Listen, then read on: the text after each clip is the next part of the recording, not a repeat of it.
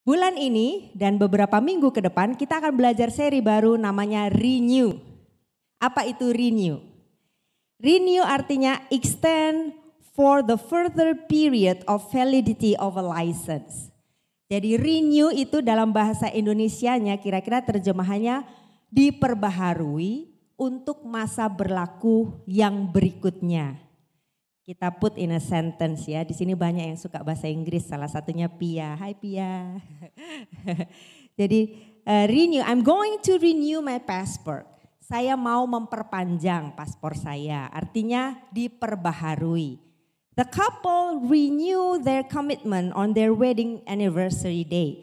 Jadi pasangan ini memperpanjang lagi, artinya mereka rekomitmen lagi janji pernikahannya pada saat mereka anniversary. Atau every year the working contract should be renewed. Setiap tahun kontrak kerja harus diperpanjang. Jadi ada perpanjangan atau dalam bahasa Indonesianya memperbaharui. Tapi saya search ternyata EYD yang terbaru itu bukan memperbaharui tapi membarui. Yang ahli bahasa boleh cek ya. Jadi membarui. Nah, kenapa kita ada seri ini? Kenapa? Karena di dalam kehidupan ada tantangan-tantangan yang bisa sekali selesai, tapi ada tantangan-tantangan yang akan terus berkelanjutan terjadi dalam hidup kita. Contoh ya yang sekali selesai, pandemi misalnya. Begitu besar tantangan pada saat itu, orang gak punya kerjaan, banyak yang meninggal, kita gak bisa keluar. Tapi toh sudah selesai kan? Ya, sekarang sudah menjadi endemi.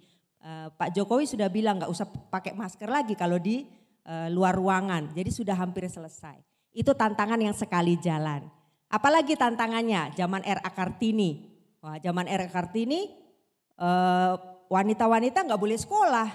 Seumuran Lady, seumuran Tabita harus sudah siap-siap menikah. Waduh, kaget kamu ya. Ya tapi kenapa mereka gak tahu itu? Ya tahu sih tapi kan gak ngalamin. Karena itu tantangan sudah berlalu. Kita gak ngomongin itu lagi sekarang, tantangannya sudah berakhir. Tahun 50-an, 40-an di Amerika orang kulit hitam dan orang kulit putih belum mengalami kesetaraan.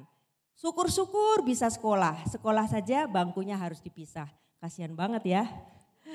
Gak tahu kalau kulit kayak saya ini masuknya kemana gitu ya. Ibu di tengah-tengah, putih enggak, hitam juga belum. Tapi tantangan itu sudah berlalu kan, kita gak ngomongin itu lagi. Karena di Amerika orang kulit hitam sudah jadi presiden, jadi sudah gak ada tantangan itu. Tapi hati-hati ya, ada tantangan yang akan terus terjadi. Katakan bersama saya, terus terjadi. Sepanjang perjalanan hidup kita sampai Yesus datang kedua kali. Tantangan itu saya gambarkan seperti ini. Jadi saudara sudah pernah ketemu tantangan ini. Nanti jalan-jalan, hop, loh kok mirip ya. Tadi bentuknya lingkaran, sekarang kok segitiga ya. Terus kemudian bentuk batu ya.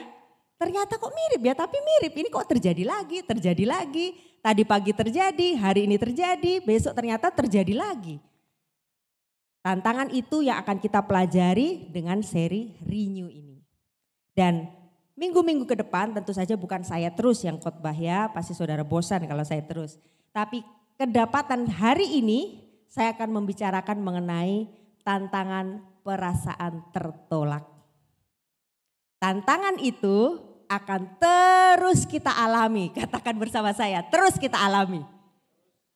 Mau saudara belum kuliah, ada orang bilang begini, tunggu ya, nanti kalau saya sudah kuliah pasti orang tidak merendahkan saya. Oh salah saudara, setelah saudara lulus kuliah tetap ada orang bisa merendahkan saudara. Tunggu ya, saya sekarang belum punya motor, tunggu ya. Kalau saya punya motor pasti orang tidak merendahkan saya. Dan saya pasti tidak merasa tertolak. Salah, saudara sudah punya motor tetap ada orang bisa merendahkan saudara. Tetap saudara bisa merasa tertolak. Tunggu ya, kalau saya nanti sudah punya mobil ya. Tunggu ya, kalau saya sudah punya rumah ya. Bapak Ibu Saudara, tantangan perasaan tertolak akan terus menerus kita alami sepanjang perjalanan hidup ini. Entah bagi saya yang khotbah di depan, entah bagi saudara yang duduk di situ, entah bagi yang melayani, yang tidak melayani. Di dalam Tuhan, di luar Tuhan, kita semua pasti mengalami tantangan itu. Ya. Nah sekarang kita mau belajar bagaimana sih mengalami tantangan itu, bagaimana obatnya? Ya kalau kita panas ya minum Panadol. Tapi kalau kita merasa tertolak, obatnya apa? Ya. Kita akan baca dari Yohanes 4. Ini panjang saudara, ayat 1 sampai 42. Wow. Jadi karena saking panjangnya kita singkat-singkat saja ya.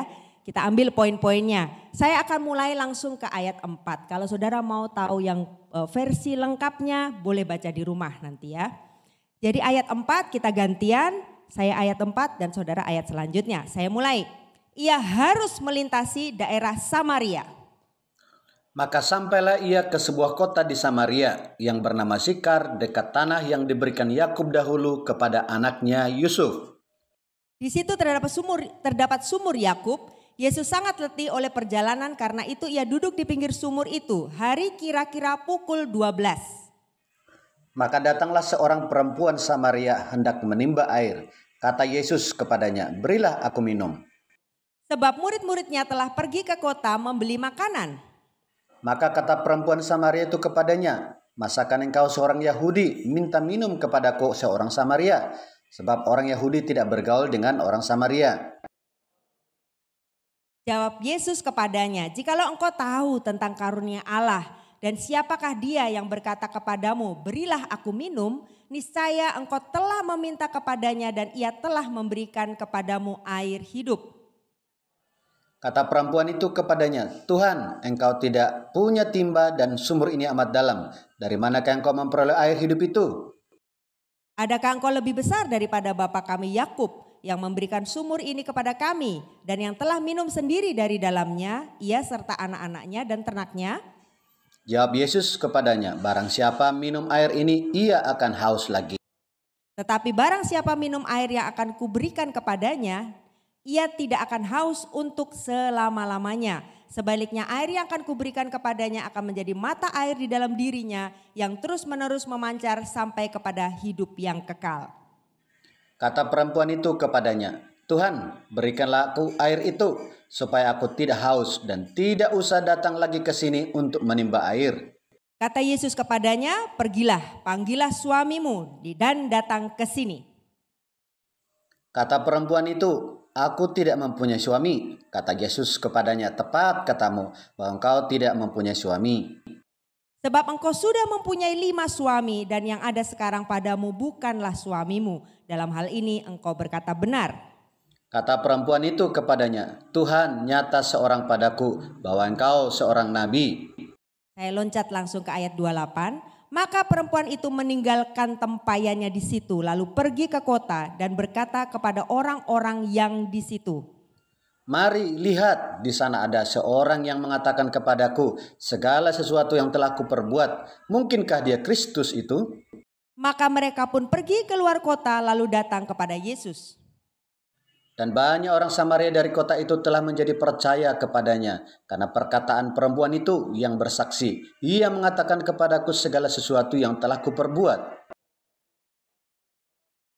Ketika orang Samaria itu sampai kepada Yesus, mereka meminta kepadanya supaya ia tinggal pada mereka dan ia pun tinggal di situ 2 hari lamanya.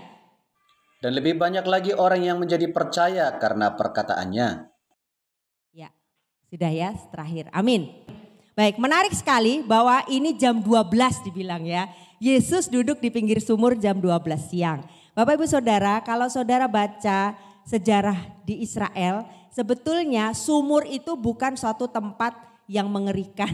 Bukan tempat jin buang orok gitu katanya. Bukan ya. Tapi sumur itu is a gathering place. Sumur itu adalah tempat orang berkumpul. Sumur itu adalah tempat orang bahkan orang cari jodoh juga di situ. Karena di situ banyak wanita-wanita yang kumpul, keluarga-keluarga saling kumpul. Tapi itu terjadinya bukan di siang bolong. Jadi orang kumpul di sumur karena di sana kan gak ada pam pada waktu itu ya. Pasti mereka butuh air kan. Jadi serentak biasanya pagi hari atau sore hari, petang hari mereka kumpul untuk mengambil air. Saudara tahu Musa ketemu jodoh di mana? Di sumur. Musa ketemu Zipora di sumur. Jadi siapa lagi? Yakub ketemu sama Rahel di mana? Di sumur. Bahkan hambanya Abraham waktu dia cari jodoh untuk Ishak, anaknya Abraham, dia cari di mana? Di sumur juga. Karena di situ tempat orang kumpul, dia bisa lihat dan sebagainya. Ada di Kejadian 24 ya ayat 11. Itu jelas sekali. Dikatakan di situ, di sana disuruh nyala unta itu berhenti di luar kota dekat sumur. Ini bukan dari ayat yang tadi ya, tadi kan Yohanes, tapi saya cuma mau menjelaskan. Di Alkitab itu sumur tempat kumpul gitu ya. Di ayat lain di Kejadian dikatakan pada waktu petang hari. Waktu perempuan-perempuan keluar untuk menimba air. Jadi sumur harusnya tempat yang ramai. Mungkin kalau saudara zaman dulu misalnya Lukas gitu ya, Lukas mau cari jodoh, datanglah ke sumur zaman Israel. Karena di situ tempat kumpulnya, di situ bahkan kadang-kadang saking sesaknya sumur, mereka bisa bahkan baku pukul juga saking mungkin bukan rebutan sumur, dikatakan sih rebutan sumur gembala-gembala. Tapi siapa tahu rebutan cewek juga ya di situ. Tapi intinya di situ tempatnya ramai ya. Tapi bukan jam 12 siang. Kenapa? Karena jam 12 siang ya panas lah. Jangankan di Israel, saya aja suruh keluar jam 12 siang pasti males. Karena panas kan. Nah kalau saudara perhatikan Yesus sendirian loh di situ. Dikatakan begini, murid-muridnya pergi membeli makan. Berapa sih murid Yesus? Kalau intinya kan 12, kita nggak tahu yang menyertai dia. Bayangkan semuanya, sus kamu mau nunggu di sini? Kita pergi dulu ya beli makan, panas. Gak ada satupun yang mau tinggal di situ karena saking panasnya. Tapi kita lihat di sini, Yesus ternyata punya maksud. Dia ada di situ, tepat jam 12. Tepat saat dia tahu harusnya tidak ada orang ke situ. Dia bertemu dengan seorang wanita Samaria. Kalau Yesus saya tahu, dia pasti tahu bahwa jam 12 akan datang wanita Samaria ke situ. Karena dia tahu masa depan, dia tahu masa lalu, dia tahu segalanya.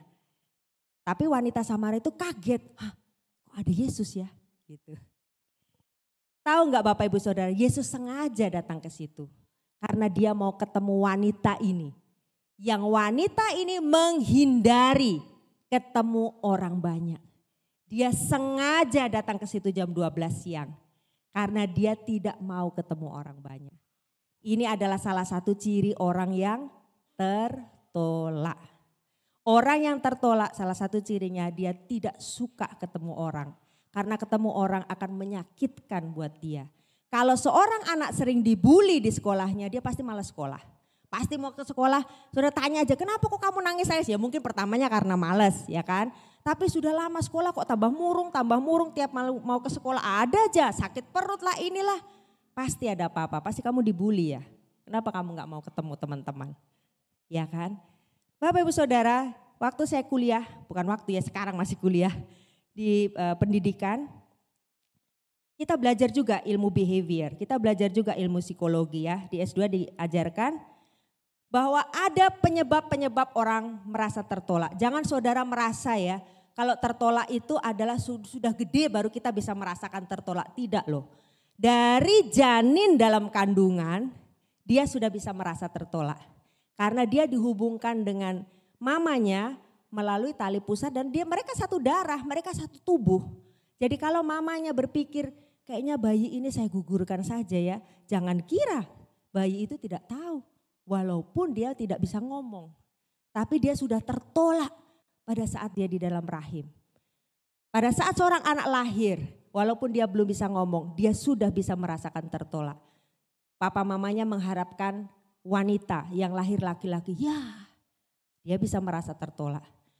Papa mamanya mengharapkan laki-laki yang lahir wanita, ya walaupun bayi itu belum ngomong, mama menolak aku ya, enggak. Tapi dia di dalam sini dia sudah tahu karena dia sudah dengar dan dia sudah bisa merasakan itu. Anak-anak yang tertolak, wow ya. Anak-anak yang tertolak dari kecil mereka bisa merasakan perasaan tertolak itu. Kita satu geng ya, kamu enggak ya, kamu enggak. Kan kamu soalnya sepatunya enggak baru, ini geng sepatu baru. Di situ dia merasa tertolak. Waktu orang dipilih, oke pemilihan, lomba, ini, kamu tidak. Ya di situ dia merasa tertolak. Ada banyak segi kita bisa merasa tertolak dan bukan hanya anak-anak. Saudara misalnya di lingkungan yang baru, semua disenyumin, semua diselamat pagiin kecuali saudara. Bagaimana perasaan saudara? Pasti tertolak. Jadi tertolak itu adalah suatu hal yang bisa dialami siapa saja. Katakan bersama saya, siapa saja. Dan hari ini kita akan belajar obatnya ya. Elizabeth B. Hurlock, itu psikolog ya. Dikatakan begini, untuk mencapai tujuan pola sosialisasi seorang harus membuat penyesuaian baru. Artinya dia harus merespon tertolak. Jadi orang yang mengalami perasaan tertolak pasti akan merespon. Ada daftar bagaimana orang biasanya merespon perasaan tertolak. Ada minder, kurang percaya diri, merasa tidak berharga, tidak layak, menolak untuk bersosialisasi, menutup diri dari pergaulan. Oke, gini ya supaya jangan salah. Tabel ini bukan untuk menghakimi orang lain, I'm so sorry ya, bukan. Tabel ini adalah untuk kita pribadi bercermin. Karena ada juga orang-orang yang memang dia tidak suka untuk, dia nggak rame gitu orangnya. Ya memang dia orangnya seperti itu. Salah satu contohnya beda banget antara Tabita sama Kak Laura. Kak Laura memang dia lebih suka untuk di kamar. Bukan berarti dia tertolak ya. Tapi Tabita memang lebih suka untuk bersosialisasi. Jadi kita tidak bisa pakai untuk menghakimi orang lain. Bukan. Bukan juga setiap orang yang lebih suka menyendiri itu orang yang tertolak. Tidak. Tapi tabel ini ada untuk kita bercermin kepada diri sendiri. Katakan bersama saya, untuk saya sendiri. Ya. Jadi saya nggak mau ya setelah khotbah hari ini saudara mulai lihat-lihat, ini kayaknya tertolak nih. Ini kayak tertolak. No, ini buat saya sendiri, buat kita, buat saya juga ya. Jadi kalau kita mengalami itu, berarti mungkin di titik ini saya tertolak begitu ya. Ada frustrasi, ada bisa juga depresi, bunuh diri, bisa marah juga. Belum tentu dia diam saja, dia bisa marah-marah dan dia bisa agresif. Minggu lalu Pastor Robi bagikan ada seorang anak muda yang menembak 19 anak SD. Ditembak mati, kemudian dia tembak juga neneknya. Ada guru yang meninggal juga sampai 21 orang meninggal. Pastor Robi sudah bagikan kemarin ya. Nah itu ternyata setelah diselidiki anak ini mengalami pembulian, mengalami penolakan di sekolahnya. Dan ekspresinya adalah marah ya. Ada juga orang yang berjuang untuk mendapatkan pengakuan sosial. Kalau orang tertolak dia bisa gila kerja. Dia bisa berjuang, harus punya ini, harus supaya saya jangan direndahkan, harus begini, harus punya pacar. Seluruh kampus punya pacar, saya tok yang gak punya berarti saya harus buktikan saya bisa. Nah, jadi perasaan tertolak bisa menyebabkan seperti itu. Bahkan perasaan tertolak bisa membuat suka mengkritik orang lain. Kenapa? Karena orang tertolak dia membangun benteng di dalam hidupnya supaya orang jangan kamu duluan serang saya akan kritik orang lain atau kritik kamu supaya kamu jangan menyerang saya. Padahal siapa juga yang mau menyerang dia ya kan? Jadi kalau saudara ketemu orang, kan harusnya kita ngobrol tentang kita nih. Saya ketemu Miss Bintang misalnya, halo Eda, bla bla segala macam ya kita ngobrol lah tentang kita. Tapi kalau saudara ketemu orang yang, tahu nggak si ini loh. Nah, atau kalau saya karena nggak aman ya, nggak ada topik mau ngomongin apa, daripada dia ngomongin saya, ayo kita ngomongin orang yuk. Nah itu salah satu ciri-ciri perasaan tertolak ya. Kita nggak tahu dengan wanita Samaria ini, apakah dia punya 5 laki-laki, baru dia merasa ditolak, dibenci oleh lingkungannya, atau dia tertolak dulu oleh lingkungannya, baru dia berusaha membuktikan diri bahwa saya laku, bahwa saya itu bisa. Sampai akhirnya dia punya 5 laki-laki.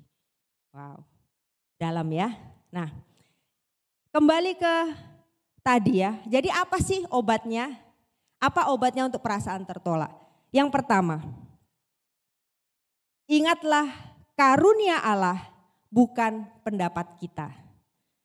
Oke, sebelum masuk ke situ, ada satu hal di psikologi juga, bahwa otak kita, ada gambarnya situ ya Kak Gilda, otak kita itu merespon perasaan tertolak sama persis dengan sakit fisik.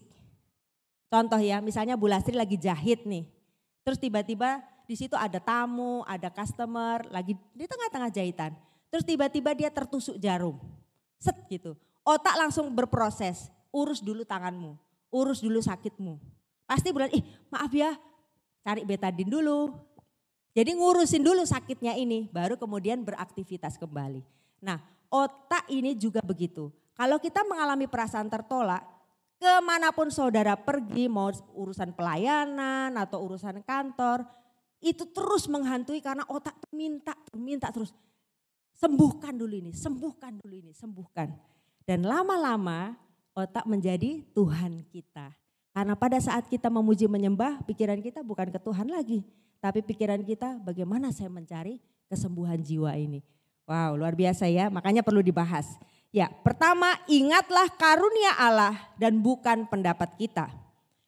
Wanita ini punya pendapat tentang dirinya sendiri. Apa pendapatnya? Yohanes 4 ayat 9. Maka kata perempuan Samaria itu kepadanya, masakan engkau orang Yahudi minta minum kepadaku seorang Samaria? Yesus kan gak salah kan, dia cuma minta minum. Tapi kok itu yang diurus sama dia? Masa engkau, status kita loh, status saya loh. Apa hubungannya ya gitu ya. Sebab orang Yahudi tidak bergaul dengan Samaria. Ya itu betul ya. Jadi kalau kita belajar sejarah, Yahudi dan Samaria itu selalu di dalam perang saudara. Walaupun mereka sedarah sebetulnya. Orang Yahudi menajiskan, merendahkan orang Samaria. Kita nggak bicara dulu mengenai dia punya 5 laki-laki, enggak. Status dia sebagai Samaria itu sendiri direndahkan sebetulnya secara umum oleh orang Yahudi. Orang Yahudi beranggapan orang Samaria najis. Orang Yahudi beranggapan bahwa orang Samaria itu kan kamu kawin campur, ada sejarahnya ya. Jadi kamu tuh nggak asli orang Yahudi, kamu tuh nggak asli orang darah kita, kamu tuh istilahnya kastanya lebih rendah dari kita begitu ya. Dan kemudian juga tempat ibadah mereka sampai dipisah loh. Jangan saudara berpikir orang Samaria ibadahnya di Yerusalem, tidak. Orang Samaria dipisah karena orang Yahudi nggak mau dekat-dekat dengan orang Samaria. Kamu ibadah sendiri, kamu di Sikem, ya mereka punya tempat ibadah sendiri. Padahal secara peta Samaria itu letaknya di tengah. Jadi sesungguhnya orang kalau dari Yudea mau ke Galilea harus lewat Samaria harusnya ya. Tapi enggak, mereka punya kebiasaan baik dari Galilea ke Yudea, Yudea ke Galilea. Mereka melipir lewat luar, menempuh jalur perjalanan lebih panjang untuk sampai ke tempat tujuan. Mereka enggak mau lewat Samaria. Bisa dibayangkan kalau mereka ketemu di tengah jalan. Seperti apa ya, pasti gitu. Saya enggak terlalu bisa gimana ya caranya. Jadi enggak mau lihat, enggak mau ngomong, najis gitu. Yesus kan pernah bilang, ya, yang lain itu gitu. Jadi tapi dia ambil perumpamaan orang Samaria yang baik hati. Nah, sekarang wanita itu bisa punya pendapat tentang dirinya sendiri, sama. Kita juga bisa punya pendapat tentang diri kita sendiri. Dari mana sih pendapat tentang diri kita sendiri? Wanita itu dicekokin. Jadi orang Yahudi itu enggak ngomongan sama orang Samaria. Jadi kita itu stratanya beda dan seterusnya. Sama dengan kita sebetulnya ya saudara duduk diam-diam begini. Saudara punya pendapat tentang diri saudara sendiri. Dan itu biasanya dari kecil. Kalau papa mama sering bilang kamu nih tukang bikin masalah. Gara-gara kamu segala macam lah ya diomongin. Nah ada gambarnya Kak Gilda. Jadi apa yang orang tanamkan pada kita, kamu tuh manja, gak bisa apa-apa, kamu tuh gagal, miskin, susah mama punya anak kamu dan sebagainya lah jelek-jelek gitu ya. Tanpa sadar itu menjadi pendapat kita tentang diri kita sendiri. Tanpa sadar kita bawa-bawa itu kemana-mana. Seorang yang diperlakukan beda misalnya. Kalau kakak diginiin, kalau adik diginiin. Jangan salah, itu membuat pendapat di dalam hidup anak itu. Itu membuat pendapat dalam hidup kita. Oh berarti saya enggak dikasihi. Oh berarti saya tidak diharapkan. Oh berarti saya dibeda-bedakan. Oh bahaya sekali ya. Nah wanita itu mengungkapkan pendapatnya. Yesus, kok kamu ngomong sama saya sih? Secara garis besar dia mau mengungkapkan pendapatnya, saya tidak layak kamu ajak bicara. Yang menariknya, tahu nggak, Yesus tidak menanggapi pendapat itu. Jadi kalau saudara mikir gitu ya, di dalam kamar, saudara mikir, Tuhan kayaknya saya nggak layak Tuhan. Kayaknya saya ini orang gagal. Jangan saudara beranggapan Yesus di sebelah terus dia bilang gini, iya betul sayang, betul nakku, benar itu. Yesus gak tertarik dengan pendapat saudara. Jawab Yesus begini. Ada ya ayat 10. Jawab Yesus kepadanya, langsung ini ya, satu ayat kemudian Tuhan bilang, jikalau engkau tahu tentang karunia Allah dan siapakah dia, siapakah Tuhan, siapakah Yesus yang berkata kepadamu, berilah aku minum, niscaya engkau telah meminta kepadanya dan ia telah memberikan kepadamu air hidup. Yesus gak menanggapi pendapat kamu, ya itukah pendapat kamu. Tapi tahu gak, ada karunia Allah. Dan karunia Allah ini sudah ada di depanmu. Kamu tinggal minta dan kamu akan memperoleh air hidup. Bapak Ibu Saudara, obat pertama atas rasa tertolak adalah terima karunia Allah. Kalau kita sakit, ada panadol di atas meja, kita demam. Itu panadol sudah ada, tapi kita enggak ambil, kita enggak minum. Sembuh enggak? Enggak. Iya sih gitu ya. Yesus sudah bilang, terima karunia Allah. Terima karunia Allah. Kamu minta dan ia akan memberikan kepadamu air yang hidup. Bapak Ibu Saudara, di Alkitab begitu banyak karunia Allah. Jangan mau diperhamba oleh pendapat saudara sendiri. Waktu saudara bilang, saya kayaknya bodoh Tuhan, langsung cari apa karunia Allah. Karunia Allah berkata 1 Korintus, tetapi apa yang bodoh dipilih Tuhan untuk memalukan orang yang berhikmat. Wow, saudara berpikir mungkin saya jelek, oh ya saya jelek ya Tuhan ya. Hello. Kejadian berkata engkau diciptakan menurut gambar, menurut rupa Allah.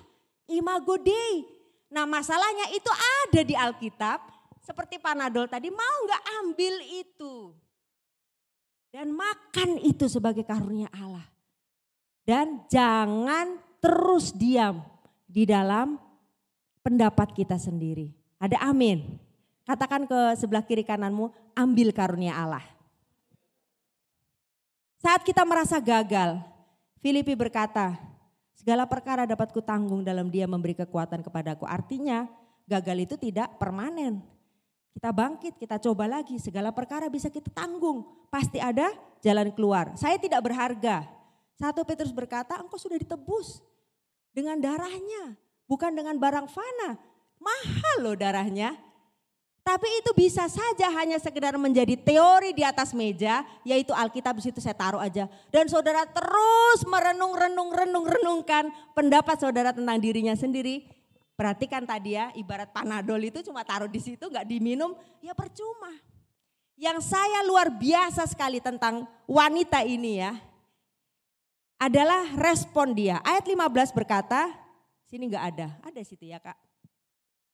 Ayat 15 ya. Langsung wanita itu bilang, Tuhan berikanlah aku air itu supaya aku tidak haus dan tidak usah datang lagi ke sini. Dia bukan benci minum ya, ada orang yang gak suka minum. Contohnya saya sering dimarahin sama Pastor Roni, minum kamu dek nanti sakit gitu ya. Saya itu agak gak suka minum, tapi dia masalahnya bukan benci minum. Dia benci datang ke sumur, dia benci untuk direndahkan, dia benci untuk dibully, dia benci keadaan dia yang tertolak. Oleh karena itu dia tidak mau tinggal di situ, dia mau oke Tuhan saya mau. Air hidup itu kasih saya mau. Saya sering konseling Bapak Ibu Saudara, orang yang datang ke saya dengan pola pikir tertolak. Terus saya sudah kasih nasihat loh, firman Tuhan loh yang bilang kamu berharga, kamu cantik, kamu luar biasa.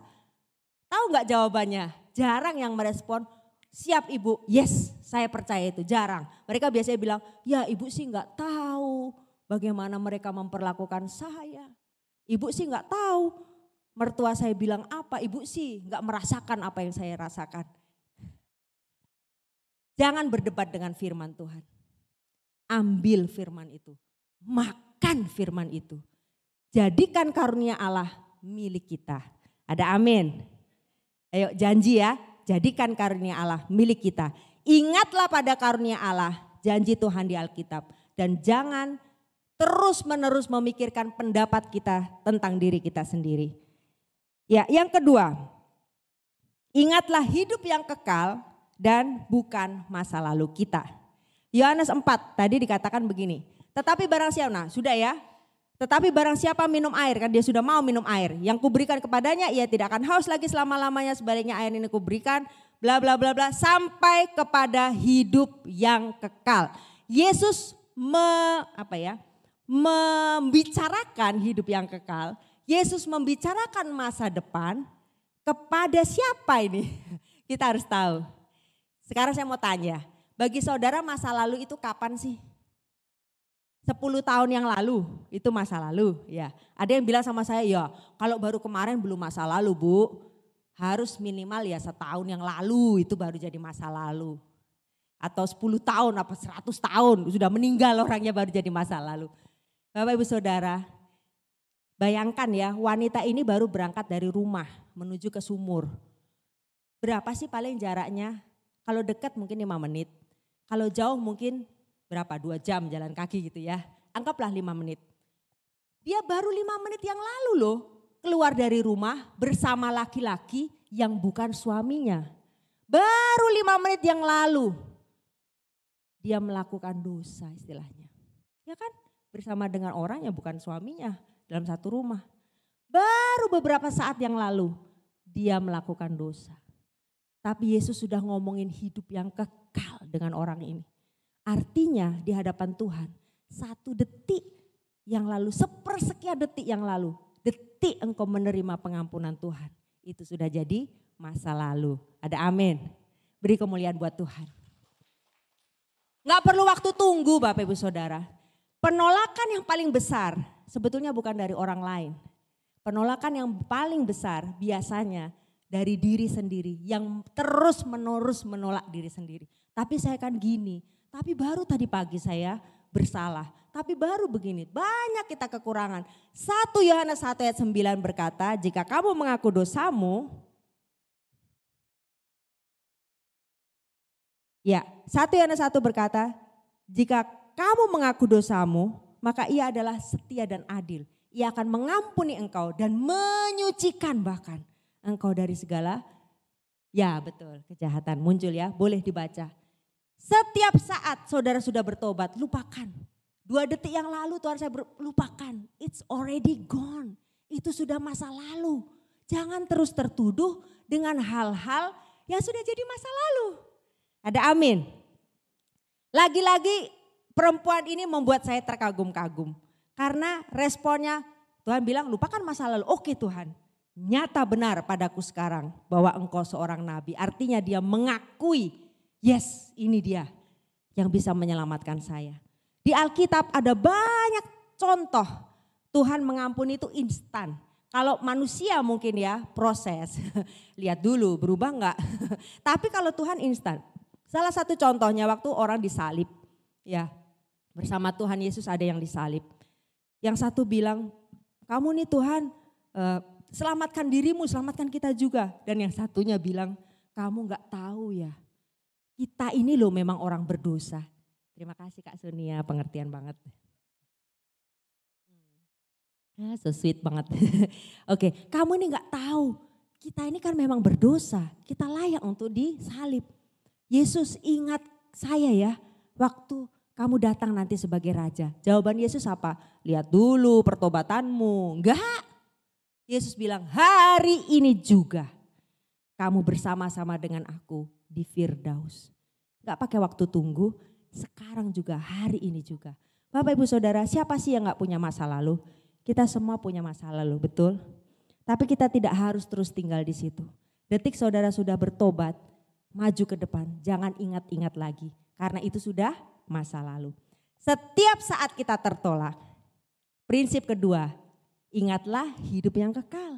Ingatlah masa depan, jangan ingat masa lalu. Ya, yang ketiga. Nah ini sama dengan yang Pastor Robi katakan minggu lalu. Halo Pastor Robi yang di rumah. Pastor Robi sedang pemulihan ya. Jadi beliau kita doakan sedang menuju sehat, sedang sehat sekarang, sudah sehat. Ingat dan kerjakanlah amanat agung. Yohanes 4 ayat 16 berkata, kata Yesus kepadanya, pergilah, panggillah suamimu dan datang ke sini. Yesus itu bukan orang yang suka mempermalukan di depan umum, enggak. Saudara lihat aja di mana, kalau ada orang berdosa langsung deal, sudah. Enggak ada, lihat. Bahkan ada yang diseret ke Yesus, ini loh ketangkap basah berzina. Tuhan enggak, aku tidak menghukum engkau, ayo siapa yang belum pernah berdosa, silakan lempar duluan batunya. Dia enggak suka mempermalukan orang. Jadi kata-kata ini ya, pergilah panggillah suamimu dan datang ke sini bukan untuk mempermalukan wanita itu, bukan. Dia mau bilang, Yesus mau bilang, saya bukan cuma peduli tentang kamu, tapi saya juga peduli tentang suamimu.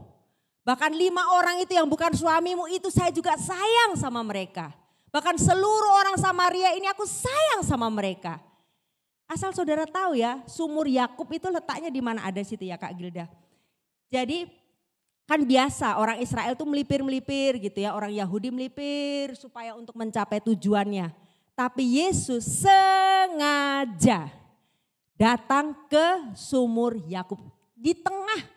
Sengaja dia tabrak, saya memang mau ke sana. Dia tabrak budaya, dia tabrak semua yang norma-norma. Karena saya memang mau ke sana. Karena tujuannya apa? Dia mau menyelamatkan orang-orang Samaria. Wow, amanat agung.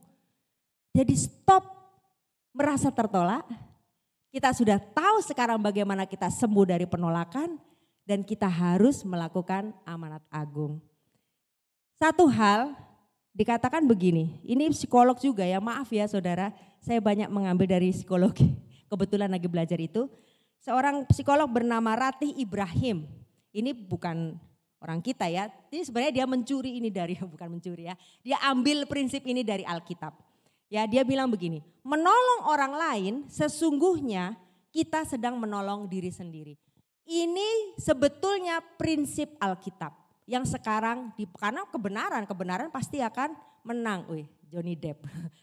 Kebenaran tidak akan perish, tidak akan hilang gitu ya. Dikatakan begitu karena di firman juga sudah dikatakan di Yesaya 5 ayat 7 sampai 8 supaya engkau pada saat kita memecah-mecahkan roti bagi orang lapar, membawa ke rumah orang yang miskin, pada saat kita menolong orang lain yang tak punya rumah, apabila engkau melihat orang telanjang, supaya engkau memberi dia pakaian dan tidak menyembunyikan diri terhadap saudaramu sendiri. Intinya waktu kita menolong orang lain, apa dikatakan? Yuk 1, 2, 3. Pada waktu itulah terangmu akan merekah seperti fajar dan lukamu akan pulih dengan segera.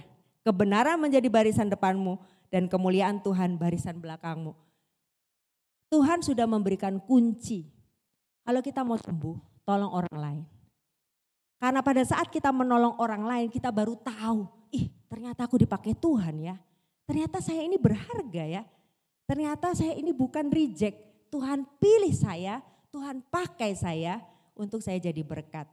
Ada satu kisah, ini bukan kesaksian, maksudnya kesaksian gimana ya. Tadi satu kisah nyata, seorang anak SMA yang dari kecil mungkin karena penolakan, ya pastilah ya karena penolakan dia dibayang-bayangi mau bunuh diri. Dia sudah mencoba berbagai terapi segala macam gak berhasil.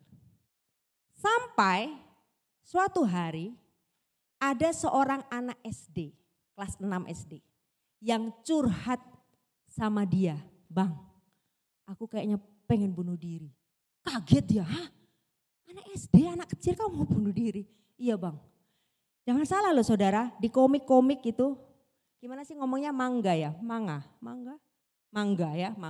Itu banyak loh bunuh diri dan itu hati-hati ya kita baca ya, karena itu ada spirit anak-anak muda tuh diajak bunuh diri, kayaknya bunuh diri itu menyelesaikan masalah. Kamu mumet di rumah, papa mama berantem, bunuh diri aja. Nah itu spiritnya ada di situ. Nah anak ini cerita sama dia. Dari situ muncul belas kasihan. Ada di situ ya.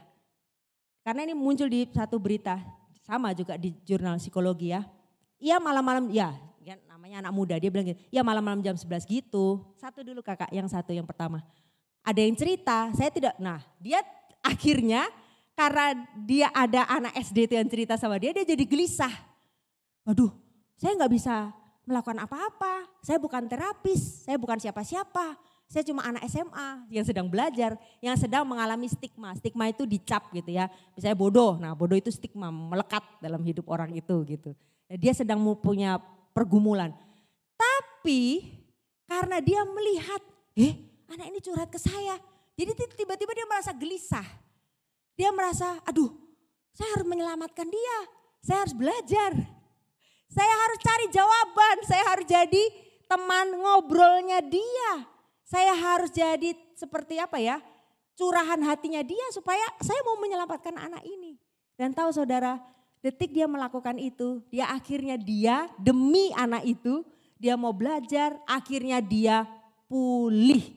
Wow, nah orangnya masih hidup sampai sekarang ya untuk menceritakan ini.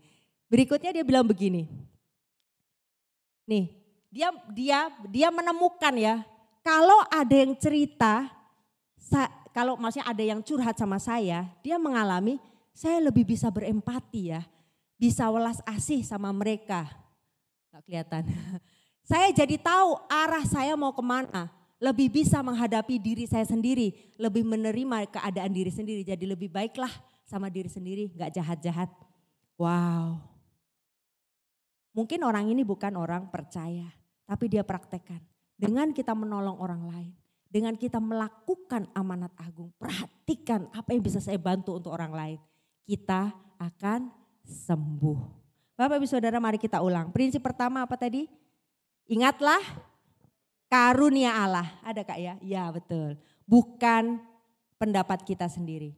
Tenang aja, gak lama-lama nanti di pintu bisa saudara alami. Tiba-tiba kok betul kok nyalamin semua orang ya, kecuali saya. Hati-hati, itu sudah mulai mengalami perasaan tertolak. Saudara harus bangun, oh no. Karunia Allah. Cari firman. Bapak Ibu Saudara, orang itu bisa melakukan apa saja kepada kita. Tapi keputusan kita sendiri. Pernah satu penelitian diadakan begini ya. Orang maki-maki. Terus ada, jadi itu penelitian, orangnya suruh duduk di tengah, terus dikelilingi oleh orang yang memaki-maki. Ya. Kalau orang itu maki-maki dengan bahasa yang dia ngerti, baru dia terpengaruh. Jadi detak jantungnya emosi gitu ya. Tapi anggap kita nggak ngerti bahasa Inggris ini ya, kita duduk di tengah, terus orang itu maki-maki kita pakai bahasa Inggris. Kita nggak apa-apa, orang kita nggak ngerti dia ngomong apa. Jadi itu membuktikan apa yang orang ngomong itu tidak berpengaruh asal kita tidak cerna itu di sini. Paham ya? Jadi penolakan kuncinya di mana? Bagaimana saudara memprosesnya? Ingat panadol saya, ingat firman Tuhan, ingat karunia Allah, gak usah diproses, buang, langsung ambil firman Allah. Apa yang Tuhan katakan itu yang kita makan, bukan omongan orang. Ya, yang kedua, ingat masa depan. Ingat hidup yang kekal, ingat surga, ingat Tuhan, ingat ke depan, lupakan masa lalu. Itu saya nggak bisa nolong loh Bapak Ibu Saudara. Sering orang datang ke rumah konseling, tapi habis itu dia pulang nangis lagi, ingat lagi. Loh yang bisa nolong cuma kamu, saya bilang. Saya nggak bisa ada di sekelilingmu, halo jangan mikirin masa lalu. Gak bisa, hanya kamu, hanya saudara yang bisa putusin, oh ini masa lalu. Tidak, saya nggak mau mikirin itu lagi. Dan jangan diam di kamar, jangan sendirian, itu namanya mengundang setan. Ingatlah untuk keluar dan melakukan amanat agung. Mari Bapak Ibu Saudara saya undang untuk bangkit berdiri.